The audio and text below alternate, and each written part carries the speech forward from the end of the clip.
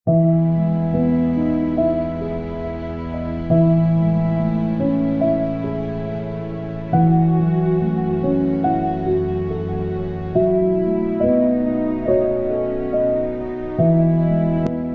இயேசுவுக்குள் மிகவும் பிரியமானவர்களே, ஆண்டவராய் இயேசு கிறிஸ்து நாமத்தில் அன்பின் நல்வாழ்த்துக்களும் வணக்கங்களும். படுக்கையில் இருக்கிற குழந்தைகளை, வாலிப பிள்ளைகளை கவனிக்கிற பெற்றோர்களுக்கு இந்த காணொளி சமர்ப்பணம், அர்ப்பணம். நம்முடைய ஊழியத்தின் சார்பில் 2018 ஆண்டு ஜனவரி மாதம் முதல் சிறப்பு குழந்தைகளையும் மாற்றுத்திறனாளிகளையும் படுக்கையில் இருக்கிற பிள்ளைகளையும் சந்தித்து அன்பையும் பரிவையும் பாசத்தையும் நாம் காட்டிக் கொண்டிருக்கிறோம்.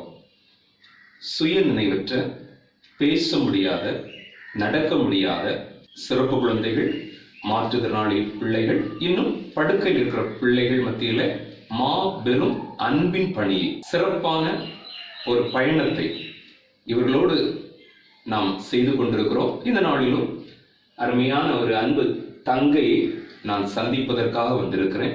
அந்த தங்கையினுடைய தாய் என் முன் அமர்ந்திருக்கிறார்கள். அவர்கள் இந்த மகளை எத்தனை வருடமா கவனிக்கிறாங்க, எப்படி பராமரிக்கிறாங்க, எப்படி பாதுகாக்கிறாங்க, ஆண்டவர் மேல எவ்வளவு விசுவாசம் வச்சிருக்கிறாங்க என்கிறத அவங்கள்ட்ட நாம் கேட்போம். பல்வேறு வீடுகளில் இருளிலும் நெருக்கத்திலும் போராட்டத்திலும் பாடுகளிலும் பலவிதமான வாழ்க்கை என்கிற சிறைக்குள்ளும் வேதனையோடு இருக்கிற அநேகரை தேற்றிடவும், தைரியப்படுத்திடவும், உற்சாகப்படுத்திடவுமே இந்த காணொளி. இந்த நாளில் அன்பு அம்மா அவர்களோடு பேசுவோமா? அம்மா வணக்கம்மா, நல்லா இருக்கீங்களா? இந்த நாளில் உங்களை சந்தித்ததில் நாங்கள் ரொம்ப சந்தோஷப்படுறோம். உங்களுக்கு எத்தனை பிள்ளைங்க? 3 பிள்ளைங்க. 3 பிள்ளைகள். இது எத்தனாவது மகள்மா? 2வது மகள். இந்த மகள் சின்ன பிள்ளையிலிருந்தே படுக்கையில் ஆயிட்டாளா, இல்லைன்னா ஒரு குறிப்பிட்ட வயதை தாண்டி ஆயிட்டாளாங்கிறத நீங்க சொல்லுங்க. 11 வயது வரை நல்லா இருந்தா, 5ஆம் கிளாஸ் வரை படிச்சுட்டு இருந்தா. அதுக்கு பிறகுதான் சுகம் இல்லாம இப்படி வந்து உடனே படுக்கையில் ஆகல. உங்க மக பிறந்த நேரத்துல நல்ல சுகமாகவும் பிறந்தா, 5ஆம் வகுப்பு வரை படித்தாள். அந்த ஸ்கூலுக்கு போகிற வேளையில அவளாகவே நடந்து அவளுடைய காரியங்கள் எல்லாம் செய்வா. நல்ல ஆக்டிவா இருப்பாளா? நல்ல ஆக்டிவா இருப்பா. வேலை செய்வா. வீட்டு வேலையில உங்களுக்கு உதவி செய்திருவாளா? உங்க வீடை சுத்தப்படுத்துறதுல ஏதாவது உதவி செய்வாளா? வீடை சுத்தப்படுத்துறதுல உதவி செய்வா. அப்புறம் வீட்டு பாத்திரங்களை, சின்ன பிள்ளையா இருந்தாலும் எல்லா வேலையும் அவ செய்வா.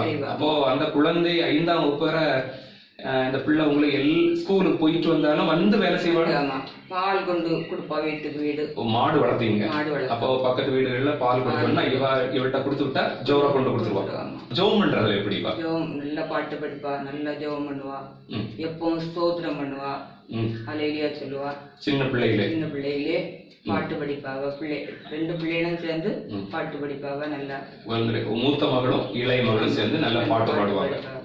சரி, வசனம் எப்படி படிக்கிறது? படிப்பா.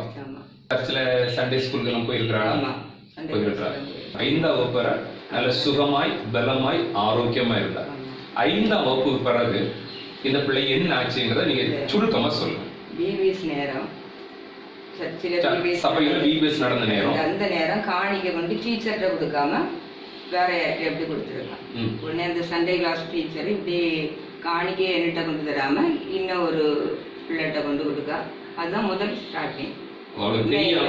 அவளை அறியாம இன்னொரு பிள்ளைகிட்ட ஒரு மறதின்னு சொல்லலாம். அப்படி கொண்டு கொடுக்க. அதுதான் முதல். கீழே விழுவா. சரி, கொஞ்சம் மறைடல் ஆயிட்டா. இந்த இவளுடைய வயது 37 வயது. சரி, இந்த மகளை நீங்க கவனிக்கிறீங்க.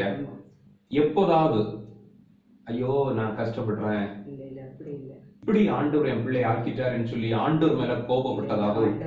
ஆண்டவர் தந்த கிஃப்ட். ஆண்டவர் ஜீவனை தந்திருக்காரு, அவர் பராமரிக்காரு. ஆண்டவருக்கு மேல அப்படி கோபப்பட்டதில்லை. பிரியமானவர்களே, ஒரு மகள் 5ஆம் வகுப்பு வரை சுகமாய், பலமாய், ஆரோக்கியமா இருந்திருக்கிறார். 5ஆம் வகுப்பு பின்பு இந்த மகள் படுக்கையில இருந்திருக்கிறார். இந்த காலகட்டங்கள்ல இந்த தாய் ஆண்டவர் மேல கோபப்பட்டதாகவோ எரிச்சல் பட்டதாகவோ முறுமுறுத்ததாகவோ இல்ல, சந்தோஷமா. ஆமா, எங்க மூவா சொல்லுவா, மூத்த மகா சொல்லுவா, அம்மா உங்களுக்கு ஒரு ஏஞ்சலை ஏசப்பா தந்திருக்காங்க, நீங்க தான் அந்த ஏஞ்சலை பராமரிக்க முடியும், வேற யார்கிட்டையும் அந்த ஏஞ்சலை கொடுத்தாக்கி அவங்க பராமரிக்க மாட்டாங்க, அப்ப நம்ம தங்கச்சி ஒரு ஏஞ்சல், ஏசப்பா நீங்க தான் பராமரிப்பீங்க, அதனால ஏசப்பா உங்களுக்கு அந்த கிஃப்டை தந்திருக்காங்க. சரியா சொன்னீங்கம்மா. ஏன்னா நான் பல சிறப்பு குழந்தைகள் படுக்கையில் இருக்கிறவங்களை எல்லாம் சந்திக்கிறேன். அந்த வீடுகளில் நான் கேட்கறது வழக்கம், ஏமா உங்க பிள்ளைய நீங்க வீட்டில் வச்சிருக்கீங்க, அந்த தாயும் தகப்பன்னு சொல்லுவாங்க, நாங்கள் பெற்ற பிள்ளைகள், நாங்க இந்த பிள்ளையை கொண்டு ஒரு ஹோமில் கொண்டு விட மாட்டோம், இந்த பிள்ளையுடைய கடைசி காலம் வரை நான் தான் பார்ப்பேன்னு சொல்லுவாங்க. நிச்சயமாகவே ஒரு மன வளர்ச்சி குறைந்த பிள்ளையானாலும் சரி, ஒரு மாற்றுத்திறனாளி பிள்ளையானாலும் சரி, ஒரு படுக்கையில் இருக்கிற பிள்ளையானாலும் சரி, பெற்ற தாயால் தான் கவனிக்க முடியுமே தவிர இன்னொரு நபர் உங்களை போல கவனிக்கவே முடியாது. உங்க மக பேர் சொல்லுங்க. ராஜஜோஸ்ரீ. இந்த நாள்ல உங்கள்கிட்ட இந்த வீடியோவை எடுக்கிறதுக்கு ஒரு உந்துதல் தந்தது உங்களுடைய மூத்த மகள். எங்க அம்மா என் தங்கச்சியை கவனிக்கிறாங்க, நீங்க வந்து அம்மாட்ட பேசணும்னு சொல்லியிருந்தாங்க. இந்த நாள்ல நான் வந்து பேசுனது உங்களுக்கு மனதில் எப்படி இருக்கு? சந்தோஷமா இருக்கு. அன்புக்குரியவரே, அருமையான அன்பு அம்மா ராஜலட்சுமி அவர்கள் பூர்வீக வைராக்கியமான இந்து குடும்பத்தை சேர்ந்தவர்கள். இவர்கள் திருமணத்தோடு ஒரு கிறிஸ்தவருக்கு வாழ்க்கை துணையாக மாற்றப்பட்டார்கள். பக்கத்தில் இருக்கிற ஆலயத்திற்கு இவர்கள் செல்வது வழக்கம். அப்படி செல்லும் போது இவர்கள் சொல்லுவார்களாம், அப்பா நான் ராஜலட்சுமி வந்திருக்கிறேன், ராஜலட்சுமி செல்ல மகா வந்திருக்கிறேன் சொல்லி ஆண்டவருடைய பாதத்துல தன்னை தாழ்த்துவாங்களாம். அப்படி தாழ்த்தும் போது ஒரு தெய்வீக பிரசனம் பாரம் தெரியாது. நீங்களும் உங்க மகா, உங்க மகன், இல்லைன்னா உங்க கணவன், இல்லைன்னா உங்க மனைவி, உங்க உறவுகளிலே யாராவது ஒருவர் படுக்கையில் இருக்கிறாங்க, எனக்கு யாரும் இல்லை, எனக்கு ஒருவரும் இல்லை, நான் தனிமையில வாடுறேன், இவ கண்ணீர் விட்டு ஒவ்வொரு நாள் கதறேன்னு இருக்கிற உங்களுக்காக தான் இவங்க சொன்ன அந்த வார்த்தையை மீண்டும் சொல்றேன். அருமையான அன்பு தாய் ராஜலட்சுமி அவர்கள் ஆண்டவருடைய சமூகத்திலே செல்லுவார்களாம். அப்பா உங்களுடைய செல்ல மகள் வந்திருக்கிறேன்னு சொல்லுவாங்களாம். அப்படி சொல்லும்போது இந்த பாரம் மறையுமா, தெய்வீக பிரசனம் இருதயத்தை நிரப்புமா.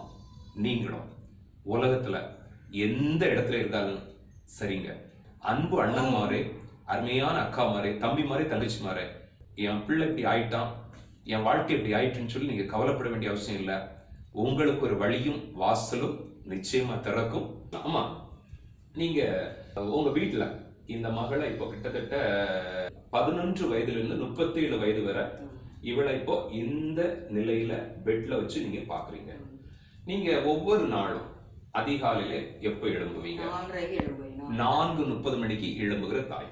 சரி, இத பாக்குறாங்கல்ல, இவங்களும் உங்க மகளை போன்று பலரும் இன்னைக்கு வீட்டுக்குள்ள இருந்து புலம்பிட்டு இருக்கிறாங்க. அவங்களுக்கு நீங்க என்ன சொல்றீங்க? அதை பத்தி சொல்லுங்க.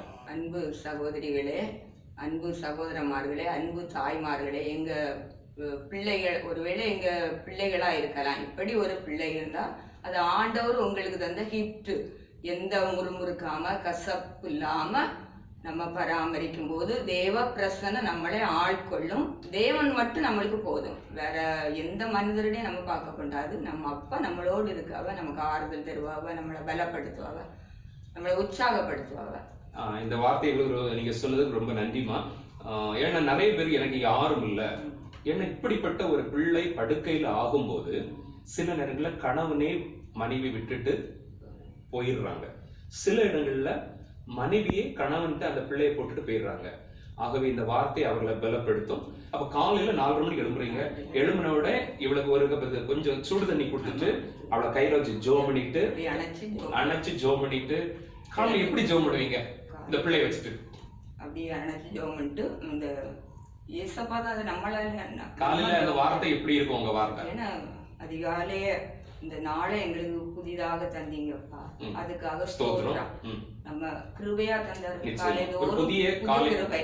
புது கிருபை, புது பலன் தரணும். அப்போ அப்படி ஜெபம் பண்ணி கொஞ்ச நேரம் அப்படியே பிள்ளைய வச்சுக்கிட்டு, நீங்க பிள்ளைக்குள்ள தூதனை அனுப்பணும். என்னால முடியாது, நீங்க தான் பிள்ளைய தந்தது, நீங்க உங்க தூதனை அனுப்பி உங்க வலக்கரத்துல பிள்ளைய தாங்கி இந்த நாள் முழுவதும் நீங்க பாத்து, நீங்க தான் பாத்துக்கணும். எனக்கு பலன், உங்களுக்கு இப்போ வயது எனக்கு 61 வயது. உங்களுடைய பலன் நீங்க படிப்படியா இழக்கிறது போல உங்க சரீரத்துல தெரியுதா? ஆனா உங்களை பலப்படுத்துகிற ஆண்டவர் இயேசு கிறிஸ்து. நான் நடக்கணும்னு சொன்னா ஆண்டவருக்கு கிருபை, ஆண்டவருக்கு கிருபை இல்லாவிட்டால் ஒரு 8 வரை எடுத்து வைக்கும். நிச்சயமா இந்த பிள்ளையை உங்களால தூக்கி வைக்க முடியாது.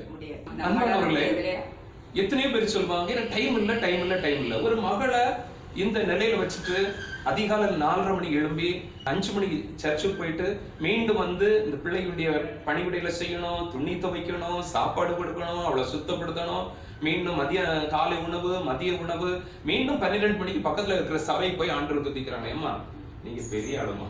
இப்போ நான் என்னுடைய ஊழியத்தின் பாதையில ஒரு வார்த்தை சொல்லுவேன். எல்லா இடமும் சபைகளையும் மேக்சிமம் செய்தி கொடுக்க போகிற வீடுகளையும் சொல்லுவேன். எங்களுடைய ஊழியம் பாத்தீங்கன்னா அலைக்கடலிலும் ஆழ்கடலிலும். நீங்க அலைக்கடல்ல ஆழ்கடல்ல அந்த நெருக்கத்துல இருக்கும்போது நீங்க வாங்க ஏசப்பா, என்னையும் மகளையும் தாங்குங்கன்னு சொல்லி கேட்பீங்க. அப்படி கேட்கும் போது ஒரு ஆறுதலோ ஒரு தைரியமோ உங்களுக்கு கிடைக்குதா? ஆறுதல் இருக்கு. அப்பானி கூப்பிட்டாலே அது ஒரு தெய்வ பிரசனம் வந்துடும். நிச்சயமா வந்துடும். மனுஷன் தர முடியாது, பிள்ளைகளும் தர முடியாது, பெற்ற பிள்ளைகளும் தராது, உற்றார் உறவினரும் தர முடியும். இப்படி ஒரு பிள்ளை இருக்கு நம்மள கண்டுவிட மாட்டாங்க. அப்ப ஆண்டவரு நம்மள கைவிட மாட்டாரு, தைரியப்படுத்துவாரு, நடத்துவாரு. அம்மாவும் செயல்படுவாங்க, அப்பாவும் செயல்படுவாங்க, நண்பனா, சகோதரனா, துணையாளரா, அப்படி செயல்படுற ஒரு அப்பா. உயிருள்ளவர், அவர் ஜீவனுள்ள. சில நேரங்களில் நீங்க மட்டும்தான் வீட்டுல இருப்பீங்க. ஏன்னா அவங்க மூத்த மகள் திருமணம் பண்ணி கொடுத்துட்டீங்க. அவங்க திருமணம் பண்ணி கொடுத்த பிறகு அவங்களுக்கு வேலைகள், வீட்டுக்காரங்கள் இருக்கும். நினைச்ச நேரம் ஓடி வர முடியாது. மகனுக்கும் திருமணம் ஆகிட்டு, இந்த மகளும் நீங்களும் வீட்டுல தனியா இருக்கும்போது சில நேரங்கள்ல நீங்க ஒரு வேதனையோடு இருந்த நேரங்களோ, கலங்கி கொண்டிருந்த நேரங்களோ, பிரயாசத்தோடு இருந்த நேரங்களோ உண்டா? அப்படி ரொம்ப பாரமா இருந்த ஆண்டோட போயிருவீங்க. அப்படி ரொம்ப பாரம் இருந்தா ஆண்டோடைய பாத்துல உட்காந்துருவீங்க. ஏன்னா பெற்ற பிள்ளைகளோ, கணவனோ, மனைவியோ, உற்றாரோ, உறவினோ, சுருக்கமா சொல்ல போனா நமக்கு இந்த உலகத்துல வளர்கிற மனிதன் அல்ல, பரலோகத்தின் தேவன் என்னோட இருக்கிறாருன்னு சொல்லி நீங்க நம்பிக்கையோட இருக்கிறீங்க. அப்ப சந்தோஷமா பாக்குறீங்க உங்க மகளை. அப்ப ஒரு 61 வயசுல 37 வயசு மகளை மிக சந்தோஷமா பாக்குறீங்க. இப்போ இவளுக்கு எல்லா விதமான கடமைகளையும் நீங்க தான் செய்யணும். அவளுக்கு உணவு கொடுக்கறது, அவளை சுத்தப்படுத்துவது, அவளுக்கு துணி துவைத்து கொடுப்பது, அவளுக்கு தூக்கம் வரலன்னா நீங்க தான் அவளை தட்டி தட்டி கொடுக்கணும். இந்த கடமைகள் எல்லாம் செய்றீங்க. இதெல்லாம் செய்யும்போது உங்களுக்கு உண்மையாகவே அது ரொம்ப கஷ்டம் போல தெரியாது. சரிம்மா, எங்களுடைய ஒரு ஊழியம் மன வளர்ச்சி குறைந்த, பேச முடியாத, சுயநினைவற்ற, நடக்க முடியாத, படுக்கையில் இருக்கிற பிள்ளைகளை நான் சந்திக்கிறோம். அப்புறம் மாற்றுத்திறனாளிகள், பேச முடியாத, பார்க்க முடியாத, நடக்க முடியாத, கேட்க முடியாத பிள்ளைகளை நாங்கள் சந்திக்கிறோம். இன்னும் இந்த உங்க மகளை போன்று படுக்கையில் இருக்கிற பிள்ளைகளை எல்லாம் சந்திக்கிற ஒரு அன்பு ஊழியத்தை 2018ஆம் ஆண்டுல நாங்கள் செய்கிறோம். இந்த ஊழியத்தை குறித்து உங்களுடைய 2 வார்த்தை சொல்லுங்க. இந்த ஊழியத்தை நம்ம தொடர்ந்து செய்யணுமா? இந்த ஊழியம் ஒரு கனமான ஊழியமா? ஏன்னா இது கடினமான ஊழியமா, ரிஸ்கான ஊழியம். ஏன்னா ஒவ்வொரு ஊருக்கும், ஒவ்வொரு கிராமத்துக்கும், ஒவ்வொரு வீட்டுக்கும் நான் கடந்து செல்லணும், அலைக்கடலும் ஆழ்கடலும். இந்த ஊழியத்தை குறித்த உங்களுடைய கேள்விப்பட்டதுல நல்ல சந்தோஷம். அதாவது ஆறுதல் அல்லாத பிள்ளைங்களுக்கு நீங்க அந்த வீட்டுக்கு போகும்போது பெரிய சந்தோஷம். இப்படிப்பட்ட பிள்ளைங்களை யாரும் கவனிக்க மாட்டாங்கல்ல. அது நம்ம போய் ஆறுதல் சொல்லி அவங்களுக்கு ஏதாவது ஒரு கிஃப்ட் கொடுக்கும்போது அது பெரிய பெரிய சந்தோஷம். பரலோக தேவன் அதை மிகவும் சந்தோஷப்படுவார்கள். பரலோக தேவன் சந்தோஷப்படுவார். இந்த ஊழியம் இன்னும் வளரும். இந்த ஊழியம் வளருமா? வளரும். இந்த ஊழியத்துடைய தேவைகள் சந்திக்கப்படுமா? தேவைகள் ஜெபிக்கணும். நம்ம ஜெபிப்போம். ஆண்டவர் கிரியை செய்வார். வரத்துல இருந்து தானே ஜோதிகளின் பிதாவில் இருந்து நமக்கு எல்லாம் தாராரு. ஜெபிக்கும் போது எல்லாம் ஐஸ்வர்ய சம்பந்தர் நம்ம அப்பா, ஒரு சாதாரணவர் இல்ல. நல்ல தேவையெல்லாம் சந்திக்கப்படும். நான் பல பிள்ளைகளை 5 வயது குழந்தை முதல் 100 வயது வரை உள்ளவர்களை சந்திக்கிறேன். பல வீடுகளுக்கு செல்லும் போது அவர்கள் சொல்லுகிற ஒரு வேதனையான காரியம், எங்க மகா இந்த சூழ்நிலையில ஆனதுனால, படுத்ததுனால, முடியாததுனால எங்க உறவுகள் எங்களை விட்டு சென்று விட்டார்கள். எங்களுக்கு எதிராக நிற்கிறாங்க, எங்களை அற்பமா பார்ப்பாங்க, எங்களை வேடிக்கையா பார்ப்பாங்க அப்படின்னு சொல்லுவாங்க. ஆனா நான் உங்கள்கிட்ட சொல்லுவேன், நீங்க அதை பற்றி கவலைப்பட வேண்டாம். ஆண்டவர் ஜீவனோடு இருக்கிறார். இன்னைக்கு இந்த ஊழியத்தின் நிமித்தமா பல வீடுகளுக்கு செல்லும்போது அவங்க சொல்லுற ஒரு காரியம், நீங்க எங்க வீட்டுக்கு மாதத்துக்கு ஒரு முறை கட்டாயம் வரணும், எங்க பிள்ளையை சந்திக்கணும்னு சொல்லி, ஆகவே இந்த ஊழியத்தை நான் தொடர்ந்து செய்து கொண்டிருக்கிறோமா, உங்களுடைய ஜெபத்துல நீங்க இந்த ஊழியத்தை நினைத்துக் கொள்ளுங்கள். ஏனென்றால் நான் சொன்னபடி சிறப்பு குழந்தைகளா இருக்கிற, மாற்றுத்திறனாளிகளா இருக்கிற உங்க மகளை போல படுக்கையில் இருக்கிற பிள்ளைகளை இன்னும் நான் சந்திக்க செல்லணும். முடங்கி கிடக்கிற ஆயிரம் பிள்ளைகளை போய் அவங்கள தைரியப்படுத்தணும். பெற்றவர்களை ஆறுதலற்றவர்களா இருப்பாங்க, கண்ணீரோடு இருப்பாங்க, கவலையோடு இருப்பாங்க, வேதனையோடு இருப்பாங்க, நெருக்கத்தோடு இருப்பாங்க. இவங்களை நாம் போய் சந்திக்கணும். உங்க ஜெபத்துல நினைத்துக் கொள்ளுங்கள். நீங்க ஒரு பெரிய கனமான பணியை செய்றீங்க. நிச்சயமா ஆண்டவர் உங்க மகளை தேற்றுவார், தாங்குவார். உலகத்தின் எந்த மூலையில் இருக்கிற எந்த சகோதரிகளா நீங்க இருந்தாலும், நீங்க உங்க பிள்ளைங்க கைவிடப்பட்டவர்கள், தனித்து விடப்பட்டவர்கள், நான் உடைந்த பாத்திரம் சொல்லி நீங்க கவலைப்பட வேண்டாம். இந்த அம்மாவுக்கு ஒரு நம்பிக்கை இருக்கிறது. அந்த நம்பிக்கை ஆண்டவராய் இயேசு கிறிஸ்து. இவர்களுக்கு ஒரு நம்பிக்கை இருக்குது, நான் மரித்தாலும் என் பிள்ளையை கவனிக்க ஆண்டவர் யாரோ ஒருவரை நியமித்திருக்கிறார் என்று சொன்னாங்க. எவ்வளவு தைரியம் பார்த்தீங்களா? என் பிள்ளை சிறப்பு குழந்தை, மாற்றுத்திறனாளி, படுக்கை நோயாளி, இல்லைன்னா என் வீட்டுல பயங்கர போராட்டம், என்னுடைய மகள் இல்லைன்னா என்னுடைய மகனுடைய உறவுகள், இல்லைன்னா கணவன் இல்லைன்னா மனைவி கைவிட்டாங்க, நீ ஆறுதல் இல்லை என்று சொல்லி நீங்க கலங்க வேண்டாம். வாருங்கள், கர்த்தருடைய பாதத்தில் வாருங்கள், உங்களுக்கும் விடுதலை உண்டு. இந்த மகளை 37 வயதான படுக்கையில் இருக்கிற ஒரு மகளை தாங்கிடவும், தூக்கிடவும், பராமரித்திடவும், உணவூட்டிடவும் தாயை ஆண்டவர் பயன்படுத்துகிறார் என்றால் உங்களையும் பயன்படுத்துவார். இந்த அம்மா அடிக்கடி மகளை தூக்கி மடியில வச்சுட்டு பாடல் எல்லாம் பாடுவாங்களாம். ஒரு பாடல் ஒன்று பாட கேட்போமா? அம்மா, உங்க மகளை நீங்க மடியில் தூக்கி வச்சு ஒரு பாடல் ஒன்று பாடி காமிச்சு தருவீங்களாம்மா? ஒரு பாடல் ஒன்று பாடுவீங்களா? உங்களுக்கு சந்தோஷமா? உங்களுக்கு கஷ்டப்படுறது மாதிரி இருக்கா? இஸ்ரவேலே பயப்படாதே, நானே உன் தேவன். இஸ்ரவேலே பயப்படாதே, நானே உன் தேவன். வழியும் சத்தியமும் ஜீவனும் நானே, வழியும் சத்தியமும் ஜீவனும் நானே. தொடர்ந்து அம்மா உங்க மகளுக்காக நாங்க ஜெபிக்கிறோம். ஆண்டவர் உங்களை பலப்படுத்துவார். என்னை பலப்படுத்துகிற கிறிஸ்துவினாலே எல்லாவற்றையும் பலன் உண்டு. கர்த்தர் உங்களை பலப்படுத்துவார். எங்களுடைய ஊழியத்தின் சார்பில் ஜெபிக்கிறோம். இதோ பார்த்து கொண்டிருக்கிற எங்கேயோ இருக்கிற யாரோ ஒருவர் உங்களுக்காகவும் உங்களுடைய மகளுக்காகவும் ஜெபிக்கிறாங்க. எங்களுடைய அன்பு ஊழியம் சிறப்பு குழந்தைகள் மத்தியில, மாற்றுத்திறனாளிகள் மத்தியில, படுக்கை நோயாளிகள் மத்தியில எங்கள் ஊழியமும் தொடரும். உங்களுடைய ஜெபத்துல எங்கள் ஊழியங்களை நீங்க தாங்கிக் கொள்ளுங்கள். ஏனென்றால் இப்படிப்பட்ட கடினமான, இல்லைன்னா முடக்கப்பட்ட, நெருக்கப்பட்ட மக்களை தேடி சென்று ஊழியம் செய்ய ஆட்கள் மிக மிக குறைவு. ஏற்றுக்கிறீங்களா? மிக மிக குறைவு. ஏன்னா நான் பல வீடுகளில் போகிறேன். அந்த வீட்டுக்கு போனாலே அவங்க சந்தோஷப்படுறாங்க.